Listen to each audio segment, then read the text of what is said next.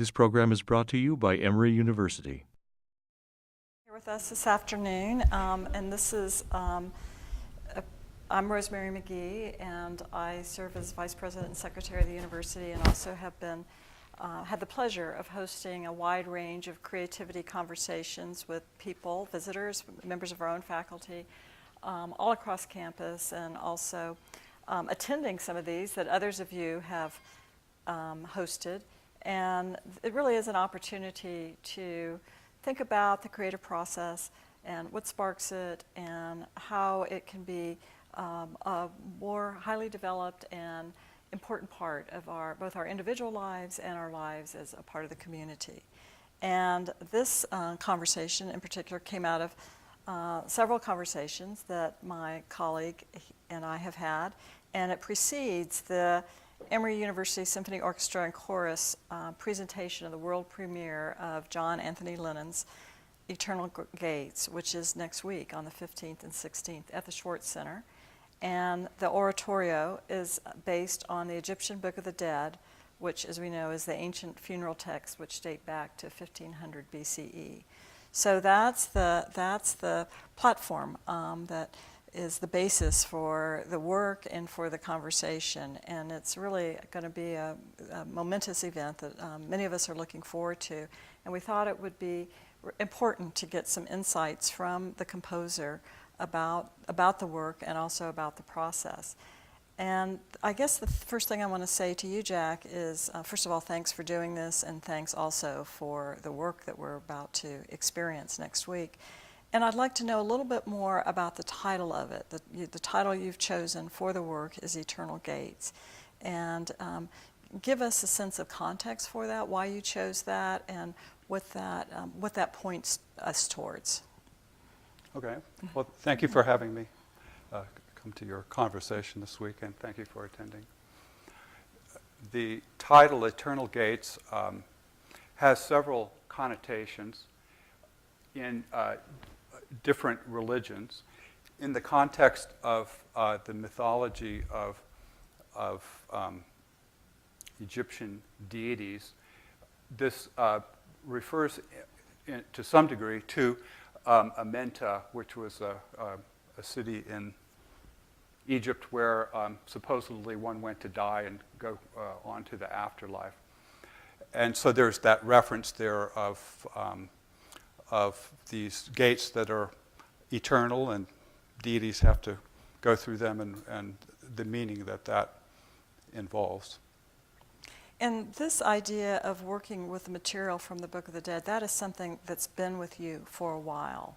It's something that's been a part of your thinking, your reflection, and I'd just like for you to share with us a little bit about how this idea first came to you and how it may perhaps have evolved over time.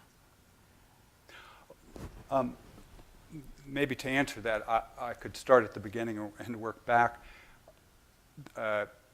It's a huge piece. It's an hour long, and it involves a lot of people. It's not the kind of piece that can get performed a lot, and it takes a lot of commitment by a lot of people to get this to happen. And so most composers, including myself, wouldn't take this on unless there was a realistic chance of actually having it performed so that you can hear the music and others can hear it as well.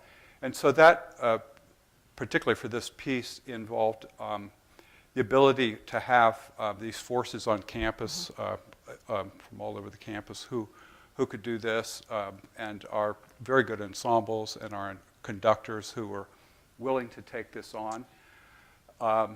And also on a technological end of it, it involves such an amount of editing with detail that without a computer, it would have taken years and years longer to do, and it would have been a barricade to trying to take on something that big. And then a third part of it is something I'm very happy about, which is the kind of haven that I have that's created by my wife, Camille, where I can work quietly and be undisturbed and concentrate on what I'm doing. So for me, it really has taken several different elements to come together to do that. In terms of the text, I have, of course, been aware of the Book of the Dead for a long time. And I guess it was 6 or 7 years ago, I was reading through it. And Just casually reading through it? Or? yeah, I can't remember if we were moving books around okay. or what was happening, but I started looking at it, and I was caught again by the unique feature where it has the Egyptian hieroglyphs, the Egyptian text, and then the English translation. And it's all right there within 250 pages, which is fantastic. And it's in public domain. And not this source hasn't been used exclusively by any composer that I know of. There have been some snatches, like from Akhenaten, that have some refrains from the text, but that is a literal opera, a historic opera, and takes from many different sources. So I was fascinated that this was kind of an unused text. And in comparing it to other creation myths or religious creationism, it set itself apart because it's based on a mythology, not on actual characters like you would find in the Torah or the Bible or the Quran. And that fascinated me. The basic element was to try, particularly in these days, where there's such conflicts with religion around the world, and people are not willing to conciliate, I guess, with one another. This was, in one sense, an attempt to go back beyond all the other religions to see a unified narration that people could address without bringing whatever it is they bring to that. And there could be some kind of reconciliation or peace that might be seen through that way. And through that prism of looking way back to ancient people, that's one of the only methods that one could use, because if we look around today, we're caught in our quagmires, and the future is hard to predict other than to be imaginative and have an outcome for that. But anyway, I saw it as actually a door to a world that has not been utilized, and I found very interesting. And of course, reading the Book of the Dead text, which I did for a long, long time, is kind of with the profundity of an amateur, where I don't really know what I'm looking at. I'm just looking to see what I like and how I put it together, and just using my intuition in that way. And when you were mentioning this, you stated you looked at it again. So was this something that you had read or studied in your past? Was it something that had an effect on you at an earlier point in your life, and then sort of came back to you in a new form? Yeah. I think the first time I read the Book of the Dead and other kinds of books like that, the Tibetan Book of the Dead and Bhagavad Gita and so forth, was when I was in college. And when I was in college, I was a literature major, and I was very interested in the Word and religion. I went to a Jesuit school, and we had, rhetoric and logic, ethics, physics, metaphysics, religion, languages. It was kind of that type of curriculum. And so there was a lot to be read there. And of course, at that time, I was in school in the late 60s, early 70s, and there was a lot of questions. It was like 10 or 15 years after Time magazine stated that God was dead. And I remember having a... Actually, that relates back, of course, to the Emory campus. Right. I remember having a teacher, Father Woznicki, he was Polish and had just come to America. And at that time, he was probably 50 years old. And in this metaphysics course, he essentially said that God did not exist. And so it created a lot of thought. And I think from his perspective, he had come from Europe, and he had seen unimaginable destruction. And he was trying to reconcile his faith and going through his own crisis, and the classroom maybe was a way for him to vent that. But for the students, it was a thought-provoking process to have a priest tell you that there was no God and why. And these, I had to go to this school because my family, everybody had to go to this school. And I grew up in San Francisco, and that's where you had to go. And my father had gone there. And my father, when I was very young, I think I mentioned this, that he one of our rituals at home, I have an older sister, he would read to us every night before we would go to sleep. And he would read all kinds of interesting things, everything from Huckleberry Finn to Lost World or Penrod or whatever it might be.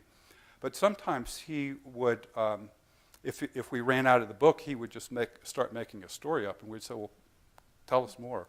And he had this ability to just keep telling a story. And sometimes we'd ask him the next night to continue with this serialized version, and it would be some kind of horror story, like with green monkeys in the wall who would come out at night and had personality disorders. Sounds kind of traumatizing. Well, he was a bit on the dramatic side. He would like to explain, like how earthquakes happened, or volcanoes, or how the tides worked, or he had these kind of amateur interests, and he liked to engage us in this. So I remember when I was very young, the first memory I have of pyramids was when he was telling us about how pyramids were built and the problem of having these huge stones and how do you cut them and move them, and how that might have been done. And he said, well, how do you think they got the base level to build a big pyramid? Because they couldn't start with an unlevel base because it would tilt. And of course, he knew the answer, and he eventually told us, but he would make us think through, well, how could you do that, which was pretty much beyond a small child. And the answer was you dig a big trench, and then you put water in there, and you measure it, and then you start with your level base. But he was fascinated with things like that, and how there was an alignment with astronomy and so forth. And that caught my attention. It allowed my imagination, I think, to wander when I was young. So given that basis, which sounds like very imaginative and also mythic, and then the questions that were raised in your youth by your teachers, by the priest, what is about this, tell us a little bit about the storyline that informs this work. What drew you to, how do you trace that narrative in the work that you've now created, and what draws you to that particular narrative? What I did in this text, I did a lot of peripheral reading. There's a lot to be read about that.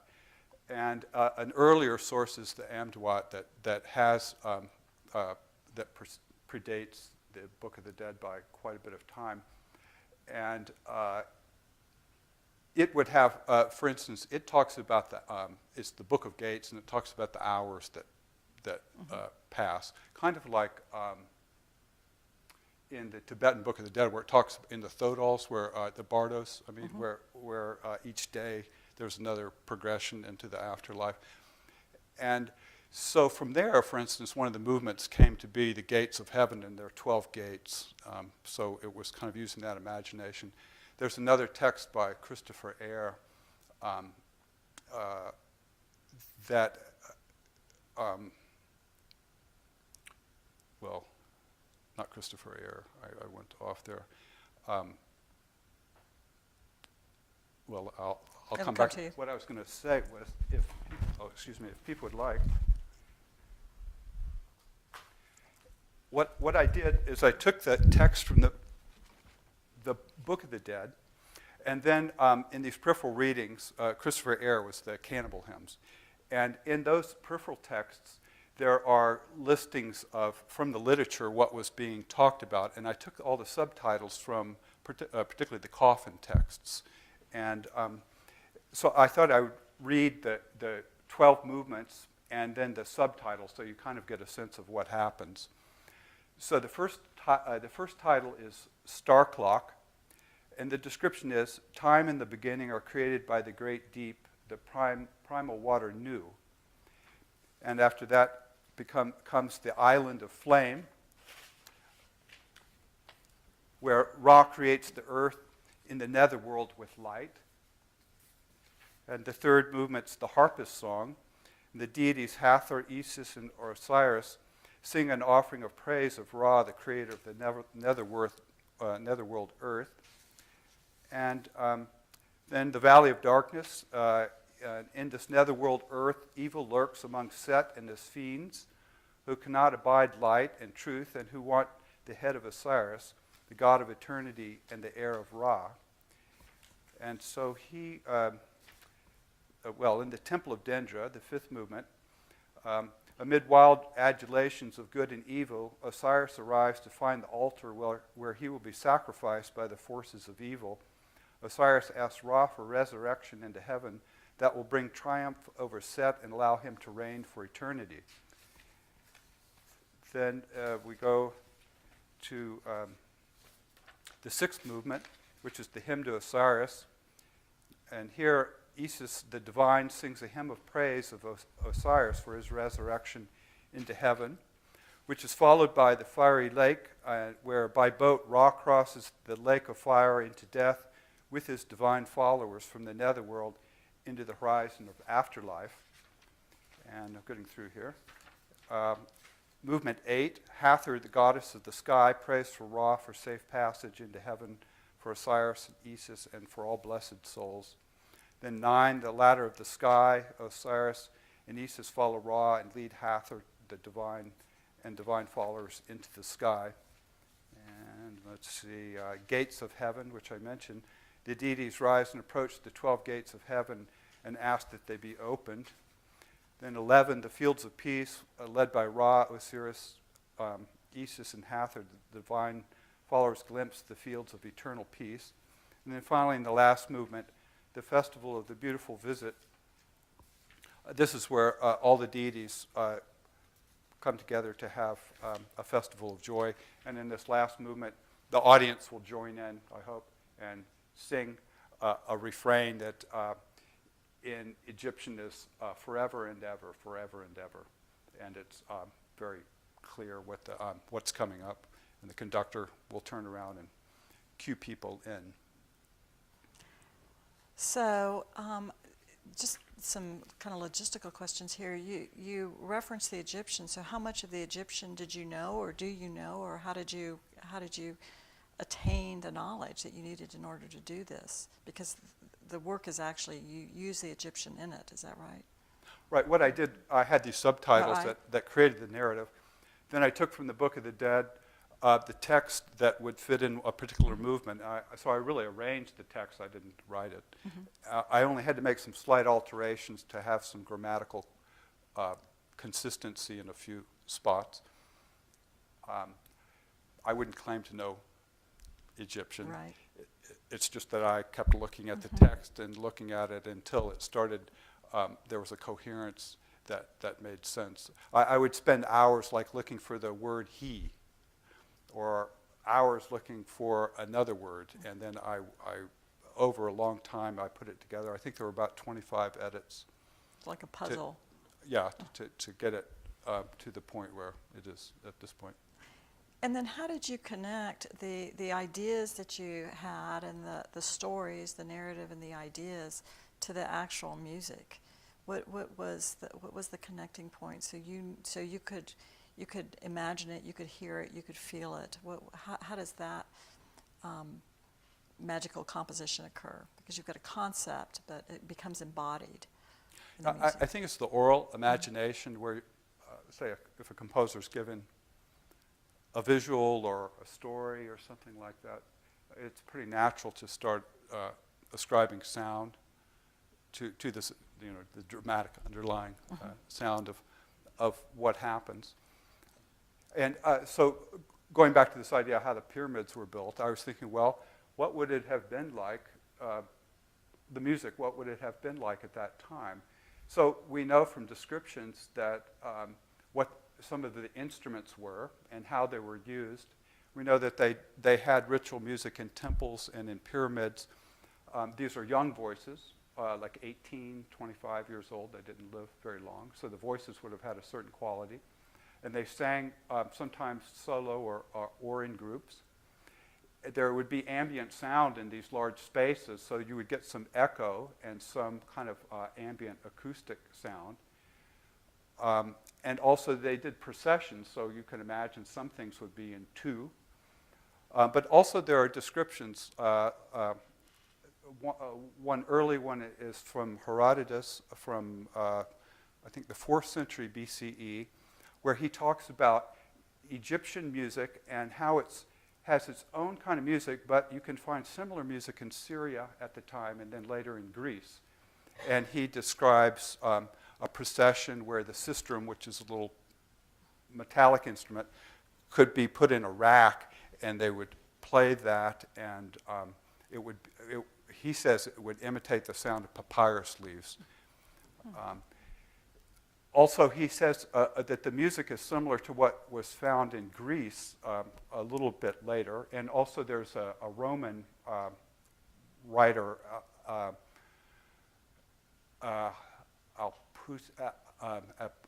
Alpunius, I believe his name is, who described these rhythms like 3 beats and a rest. And how that this happened, he saw this in a procession of Isis. It was an outdoor procession and it had instruments.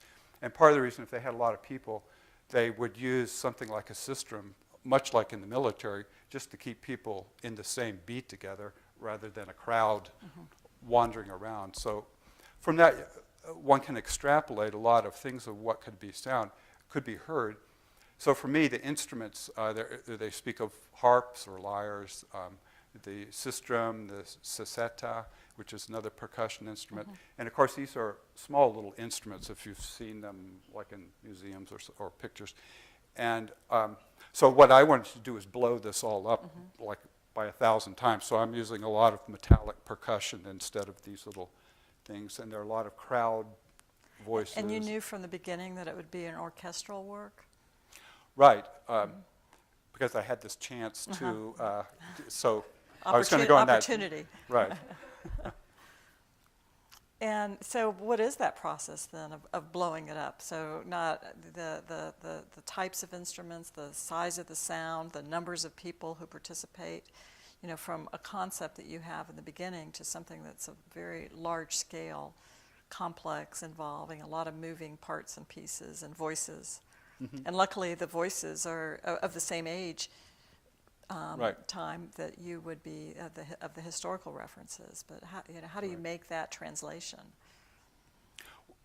Well, part of that was, again, thinking about what kind of sound they would use, and that it would probably have an acoustic base being in a resounding room. So octaves and fifths, and probably diatonic motion melodically more so than we don't know, of course, but they could have used scales with intonations other than acoustic diatonicism, but our singers couldn't do that. We would be there for the next 10 years. So I used basic diatonic sounds because it's a huge piece and it's a lot for these young people to put together. There's a time limit, and so I gave them what I thought that would be something they could get in their ear. The difficulty is not so much in the pitch construction, but in the rhythmic outlay. And then you had willing collaborators and your colleagues. Yes. And how hard then was it for them? Is this a work that's unusual for them and for the orchestra and for the chorus? It seems like it would be. Well, probably any new work. Every work has its problems, and this has its problematic aspects. So I guess you have to, or the conductors take it for what it is, what the difficulties are going to be. Really, Eric Nelson has the big burden because we have so many singers and they're not all trained players, and there's a lot going on in the music, and doesn't sound like Swanee River, and so they have to make that leap of faith. Mhm. I have put some MP3s on their LearnLink file, so if they want to go listen, they can do. But the MP3s, which are sound samples, we may play a sample. It's really an inadequate substitute. It layers out when you get too much in there, so you don't hear the differentiation of all the different sounds, and it can't provide a text, which can be very disorienting. And so up to this point, you mentioned earlier when we were talking privately that they've been rehearsing in small bits and pieces and small groups. And next week, they're going to go into the large orchestral and chorus rehearsal. And will you be a part of that? Yes. They have the choir and a pianist have been in one building with one score, working on that, and the orchestra with the strings in another place, and then at one point the percussion and winds then joined them, and then they all join together next Monday. So it'll be the first time for everybody. And of course, there's nothing I can do at that point. So when Eric Nelson comes down the hallway shaking his head, we know it's going to be exciting. Right. Or nodding his head. Right. So one of the things that you said, well, I think the first question I want to ask you, I want to go back to the content of this for a second. So why do you think that the Book of the Dead, which dates back over 3,000 years, right? Mm-hmm. Why do you think it's meaningful to us today or relevant? Or will it, especially, I'm thinking of the young people who are participating in this, as well as the audience. And this performance is part of a larger conference that will be happening on campus on creativity and the life cycle, and that's related to its premiere. So there will be a wide range of people, both from this campus and elsewhere, and then the students who are participating in this. So from a lot of different perspectives and vantage points, why is this particularly meaningful to us today? To me, in reading the text, you could be talking to someone sitting next to you in the library. It's very human. And in this text, like in the Temple of Dendra, where all of these things are happening, good and evil, it's not like it's filtered out, you only get good things happening there, and it's not quite human. And of course, it's not all evil either, but there's such a mixture. And the temptations, everything is in this text. Drugs, cannibalism, you name it, it's in there. Mm-hmm. And so it seemed like such a distant but such a near entity to make a connection with. I was wondering if, as I was thinking about this in recent weeks, we've been really inundated with information about Egypt and about that whole part of the world. And I was wondering, as if you were seeing these events unfold before us in TV and the news, if you also saw any connection to this larger historical context as new voices were being heard or heard in new ways. I'm probably not the one to ask. Who knows where this sweep in the Middle East is going? Right. But it's certainly going somewhere. Mm-hmm. And I think some shackles are being thrown off, and maybe a new direction is going.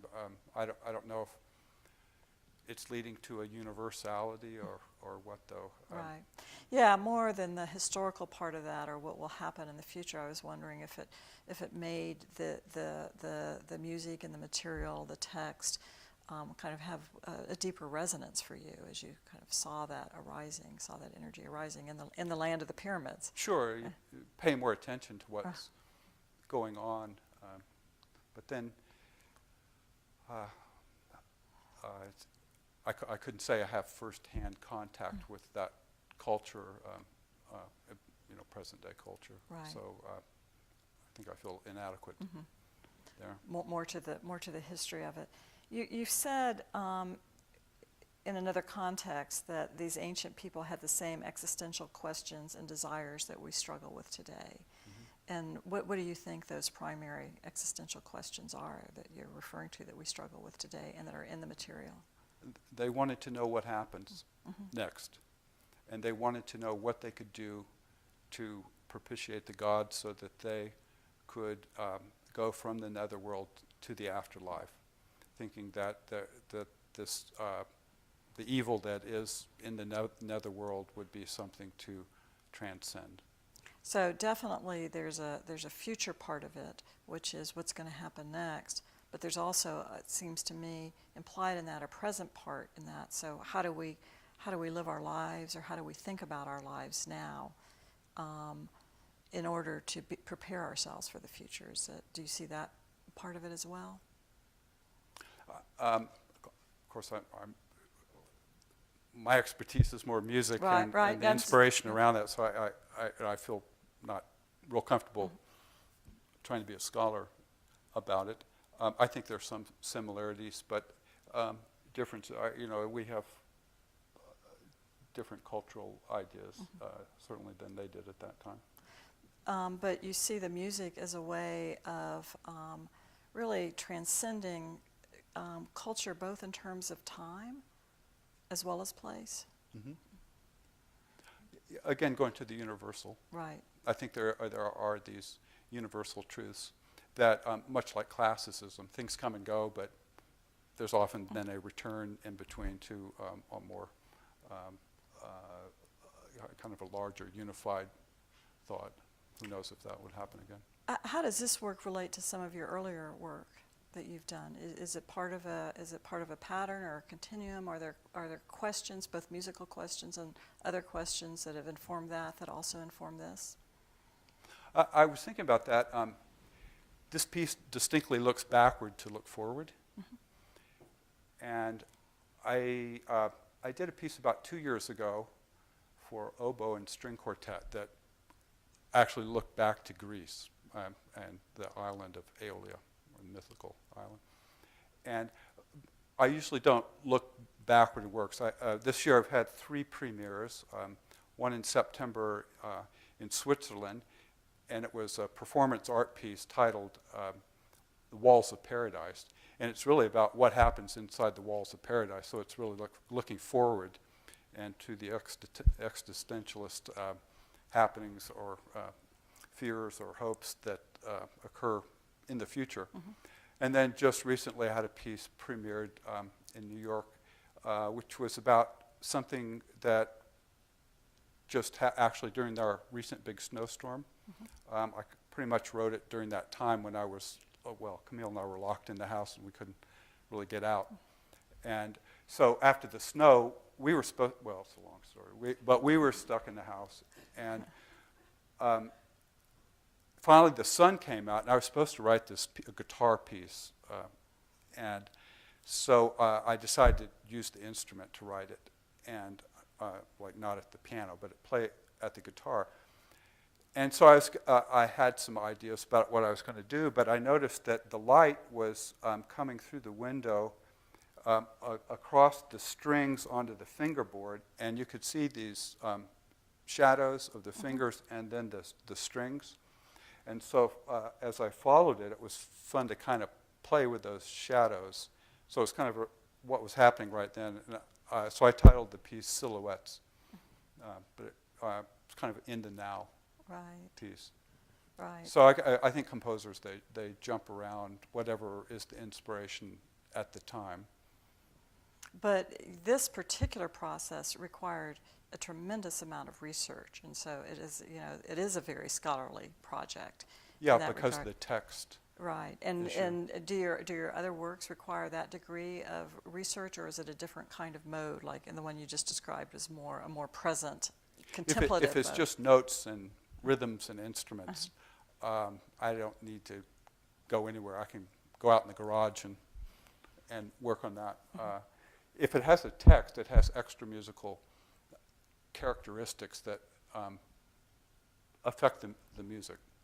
For one thing, is it in public domain? Earlier, a number of years back, I did some setting of James Joyce poems, Penny Each. And I was a little naive, and I fortunately got a letter allowing me to use the text after I'd written the music. But there are these horror stories of people who don't quite get or can't find the person to give them the agreement. And so some people have really gotten sidetracked on that issue. Hence the benefit of using ancient texts. Huh? Public domain, can't miss. So we've talked some about the process and some of the inspirational qualities of teachers or text or material, and a bit about the music. And you have some of the music here recorded that we could hear a portion of it. Do you want to play some of that for us and then provide a little bit more of a commentary on what we're hearing? We could do that. Okay. I could play several. Each of the movements are 3 to 4 minutes, so I think a couple of them are around 7 minutes. I could play. Unfortunately, on this device, I can't speed up or fast forward it. It's either you hear the whole thing or stop it. So maybe we could listen to just a few things. Do that now. Yeah, why don't we? Now, Elizabeth Horner has told me how I activate this so I can plug in. Oh, here we go. Oh, wait a minute. Maybe it has. You shouldn't have to. I don't think I have to. Let's see.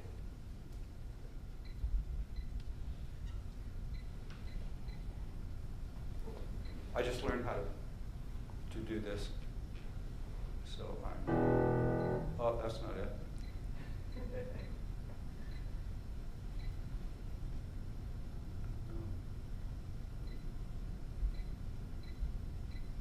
Oh, now I think I got it.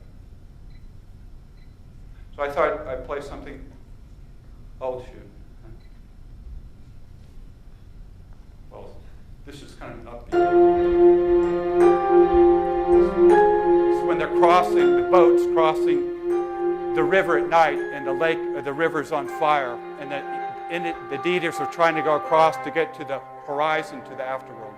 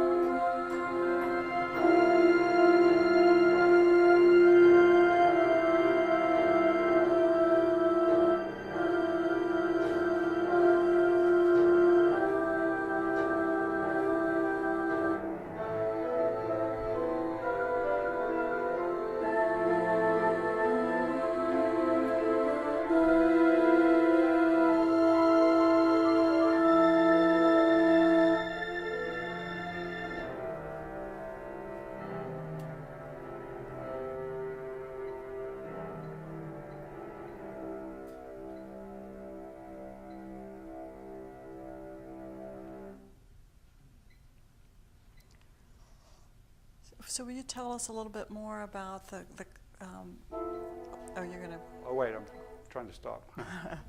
Okay. about what we just heard, where that is in the work, and where it's going, where the direction is taking us.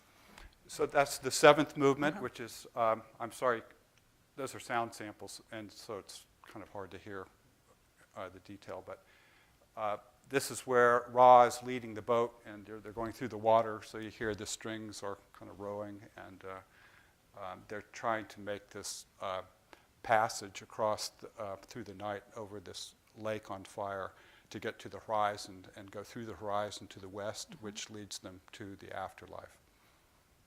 And of course, all the deities, if they make it, then the rest of the deities can make it, and they can have this world in the afterlife. So when you and I talked about it before and you played some of the parts for it, each of these sections has really very distinctive mood to it, and which is largely informed, of course, by the story and by the text to create that mood, but really requires you to be in a different kind of space or mood, I would think, as a composer. Some of it being a very, very high energy, or some of it being very joyful, other of it being more questioning or more serene. And so how is it that you can create those states within yourself in order for it to be reflected in the music? How does that work? Well, each of the movements has its own character, its own themes, and the hope is that the overall topography dramatically works. And that's part of the interconnected issue. It kind of goes back, it's the same element that when you have multiple movements in a symphony, for instance, there's an architecture that goes on in proportion and what's happening in terms of key scheme and musical content. And so in looking at those, the composers are familiar with these things, that you need to impose some kind of architecture on a piece that's that big in order for it not to die of its own weight. One thing that would kill it right away if it were the same tempo all the way through, or if the kind of level of what was happening was the same, any kind of sameness. So you need some contrast going through it. But in a symphony that we might hear, there's very frequently a familiar architecture to it, something that has been implied by earlier works or pieces. But in something like this, you have a completely different, it seems to me, schema. So how did that architecture for it come to you? Just from the text itself, or did mostly from the text? Pretty much set the text and then get the singers out so they can rest a minute and have the orchestra come in. You're shifting things around all so there's the time. some practical considerations in terms and most text-driven music will adhere to the text rather than, say, an instrumental sonata form that requires other types of material to come in. So as you prepare for this premiere, what is your feeling? Is it one of anticipation, one of excitement, one of how do you feel as you go through this process? And because it doesn't really reach completion in a way, the work doesn't reach completion until it's performed. Right. It being a big piece creates a lot more anxiety, particularly when you have no input. You turn over the score, and that's it. It's too big of an animal to do any major alterations.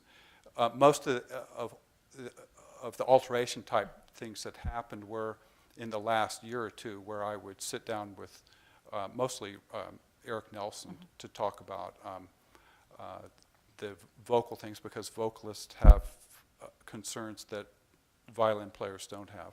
So the collaboration really preceded going into the whole rehearsal process, the collaboration began as you were developing the work. Right.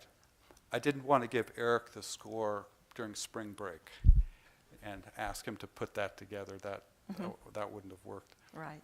So in a way to touch base with the conductors to see if there's something that's what they would suggest if something's not going to work. And one dimension you mentioned about this work is that at the end you anticipate the audience participating. So have you ever done anything like that before? Has that been a part of your work? No, I've never done that. It's going back to the religious, it's kind of an evangelical experience, not a classical concert hall experience. But to make it truly universal, I thought, well, why not? Because there's this recurring idea that's in Egyptian, it's forever and ever, and has a simple melody to it, that this would get the people involved. Kind So of it's with like the a idea, hymn sing, like an old-fashioned hymn sing, huh? in a way, with the idea being that someone may believe something or not believe something, but to themselves they may not be sure what it is. But when they hear themselves speak it out loud, that's a different thing. Then they hear themselves saying, I believe this or I don't believe that. And so maybe this is an attempt to enjoin people to join in, to be part of the actual process. And how do you signal that to the audience? How will they know, or how does the conductor? With great detail. It was a problem that everybody talked about for quite a bit of time, about how to set it up, because it sounds easier than it is. In the conductor score, you see where things repeat, and then there's some verbal explanation in these repeats, like how many times and who's doing what. And then when that gets through, then the conductor, well, first the conductor is conducting, turns around to hopefully the informed audience. They know they're coming in, and he conducts them because he's prepped them before the concert. Right. And then when he gets through with them, hopefully they will know. And then he turns back around to go into the coda of the 13th movement, or the 12th movement, to finish the piece. So the audience participation part is not at the very end, but just prior to the... Just prior to the coda, yeah. So we'll see. I mean, there's a question of whether they will actually make any noise or not. Right. Well, presumably some of us will be there, so we'll have Right. an early clue as to what we're supposed to do. So anything else that you'd like to say about this work, Jack, about what it's meant to you, or where it's taking you next? That would be an interesting question, where we're going to see this next week, but then what happens after that for you? With this piece? Both with this piece and also with other work that you're... Well, I am involved in a number of other works. This piece will be very hard to get staged again. It's possible, Right. but that would be hard to get this many forces together. So I'll inevitably go back and edit things, which is natural, and see if what I can do with it. But I have other pieces that I'm going to be on to. So how does that feel, the idea that something that you created, years and years and years of work and effort, has this one incarnation, potentially this one incarnation, and who knows what will happen after that? Is that something hard to live with or accept, or is it just the nature of the work? It's more the nature of, at least the piece is done. So it's not just imagining it. Right. Or, I mean, that's a horrible thing if you want to be an artist and think, well, I can't do that because blah, blah, or I can't do this, and so why do anything? And being an artist, you have to, by the nature of it, you've got to put yourself out in front of people who inevitably are going to have qualms with what you're doing. They may like this or like that. Like the conductors, they say, I like this movement, I like this, I don't like that movement so much. Yeah, so how do you ultimately deem the work a success as far as you're concerned? What criteria do you use to determine how you feel about it? Well, I guess importantly, how the composer feels about it. Maybe everyone else doesn't like it, but if you like it, then that's good. Part of it is it a practical piece in terms of can the players play it? Do they want to play this? Is it interesting Are their parts interesting? Or is it just, are there so many barricades that it's going to have difficulty the whole time? And virtually every composer has written pieces that are just right the first time, and others that they've had to revise and revise. It's just the nature. It's not a pleasant thing, but it's the nature of it. It's kind of like Rilke, who says you've got to go visit the dark side of the art before you really encompass it.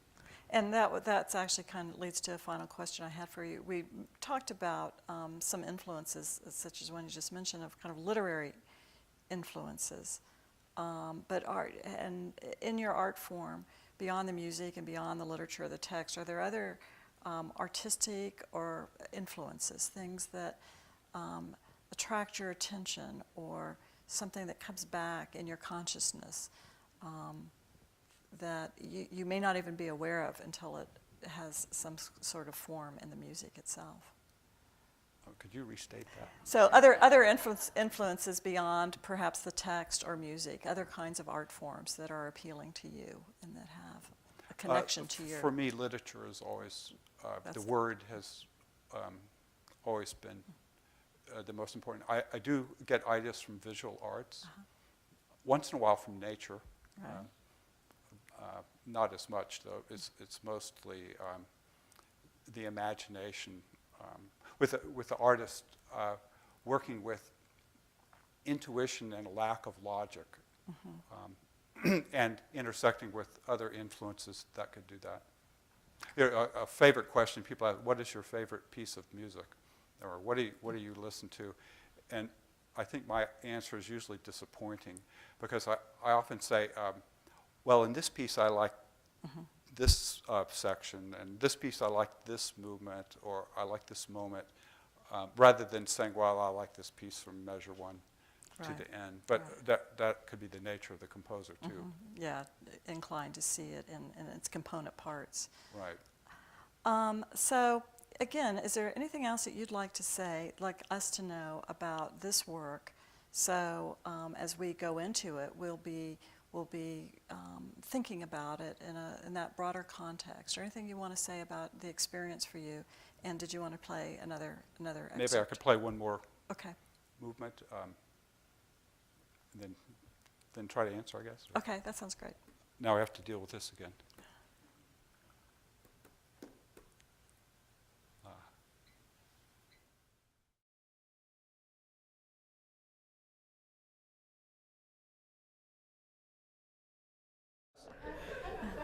We'll be on YouTube. Let's see. This is a very... I'm getting close. This one's called The Ladder to the Sky. Oh, shoot.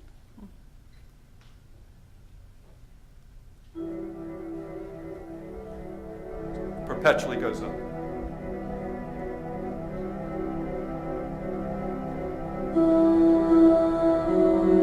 Those are voices. Just can't voice them.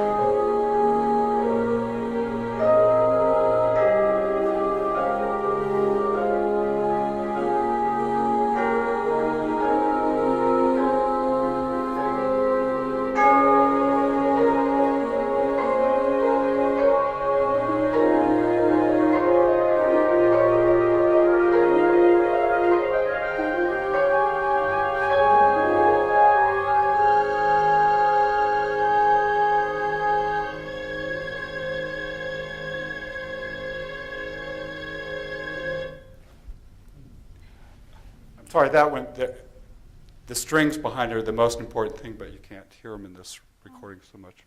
But it's kind of planed out. So what is it about that, where that piece is in the work, that, where is it located in the work? That's the ninth piece. Mm-hmm. And so it's reached kind of a low point, and then it goes up. Right. And there's a lot of string activity there that helps. Right. And again, my earlier question was: is there something that you'd like us to, anything more that you'd like to say about the work or what this experience has been for you? I'm not thinking of anything offhand. Maybe there would be a question. Okay. Well, let's open it up. Are there questions from the audience? What did you struggle most with, Dad? Which section did you struggle most with? Which movement? Yeah. Well, I wrote them all at the same time, and so I was jumping around quite a bit. And they all kind of came to a conclusion about the same time, that it was a matter of jumping around quite a bit. And what was the total amount of time from when you actively began the composition to when you more or less completed it? Let's see, about 2 years ago, I actually started on it full time. Mm-hmm. Before that, I had quite a bit of music. I had done sketches in between other pieces. I'm always, if I get bored, I work on something else. And so I had a lot of music, but then about 2 years ago, I decided to work on it full time. Then I worked on it for a year, and then part of the big problem was technological problem. The file got so big, I had to split it apart. And there were just all kinds of technical things that were occurring, and still, I mean, these MP3s don't really help tell everything. John, I have two questions. One arises from your story about your father, and that is, why aren't you a scientist? with a father who asks you questions like, how do you build a pyramid when you're just a kid? That's because my father's father was a scientist. He was a neurologist. And so, and he was an extremely strict Catholic. I came from a very strict family.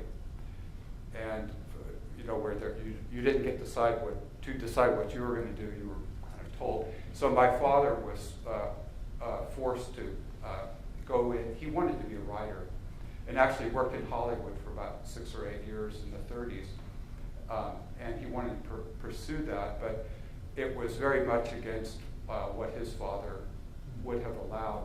And so I think I was the beneficiary of that, because I wasn't told I had to be this or that or the other. I was given a little bit more free rein. So it could be a generational thing. That was inside anyway.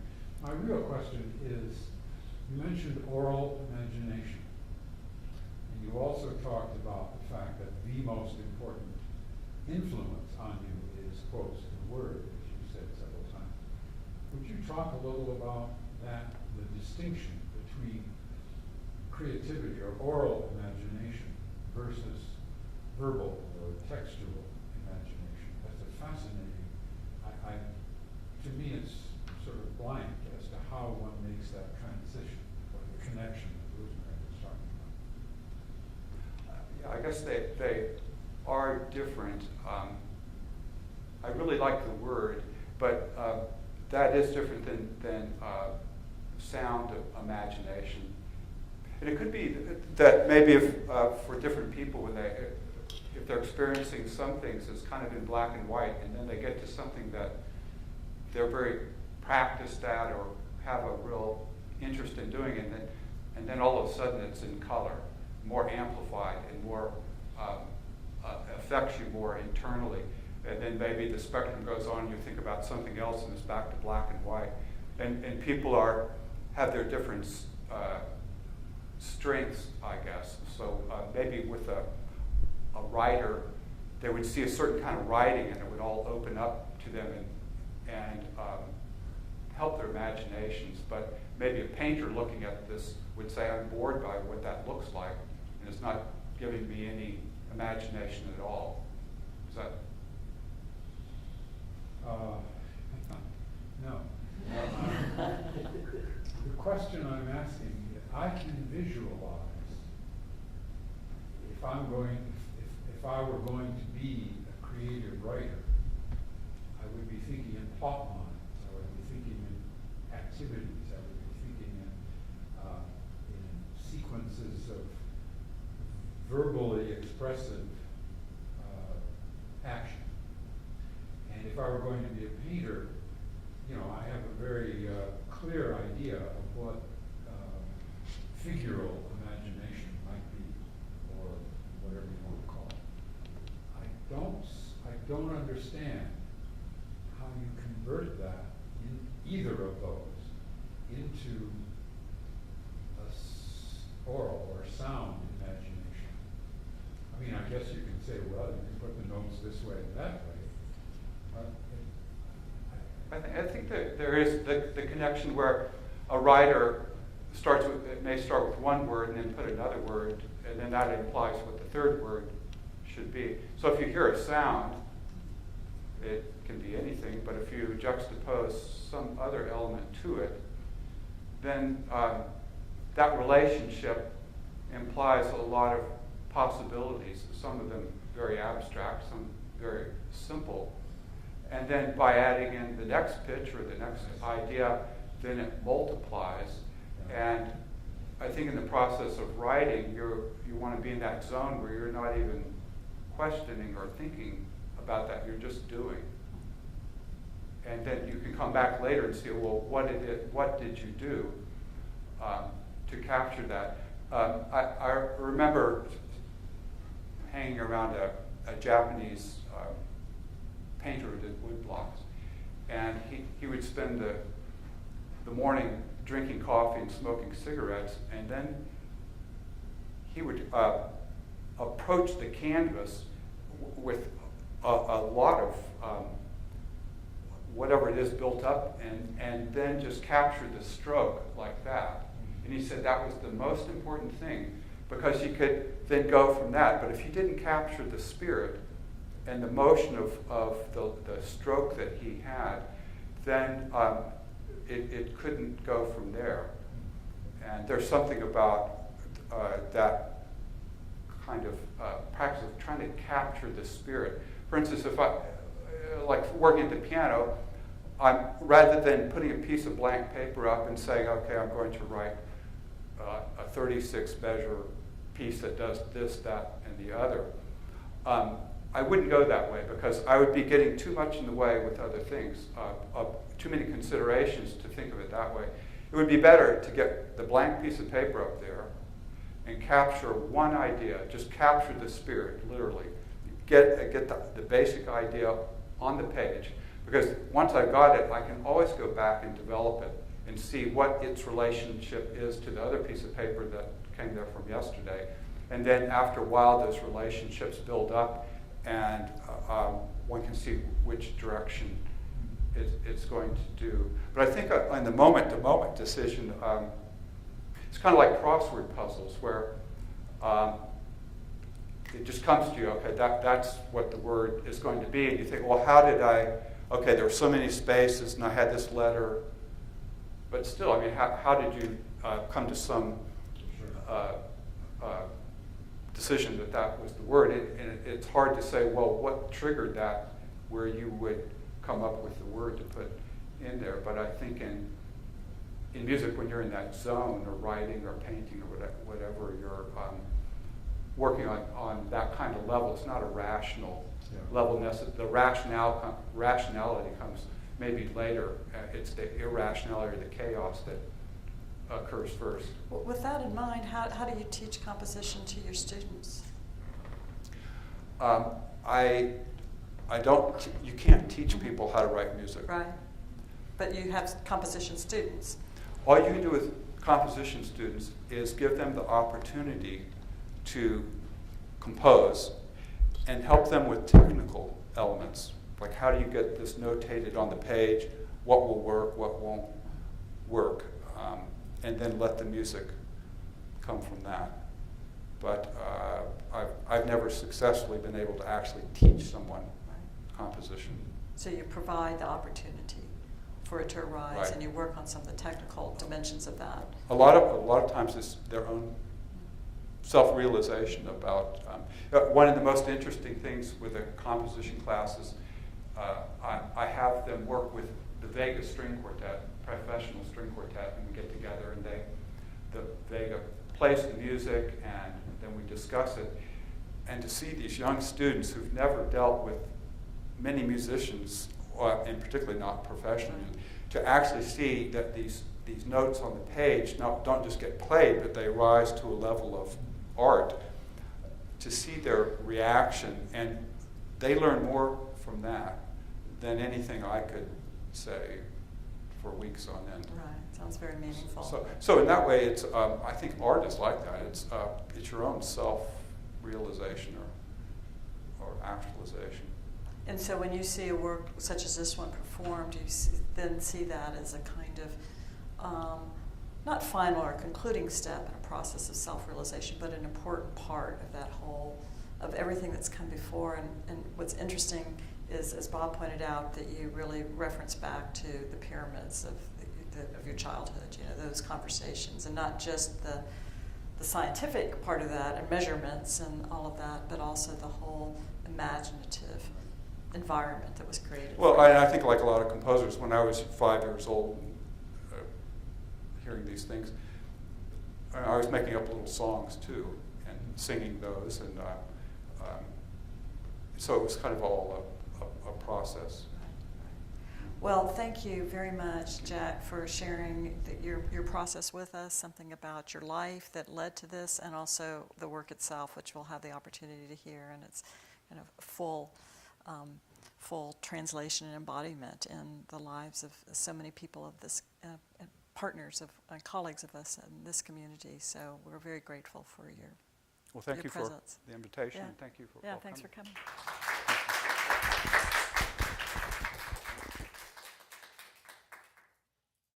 The preceding program is copyrighted by Emory University.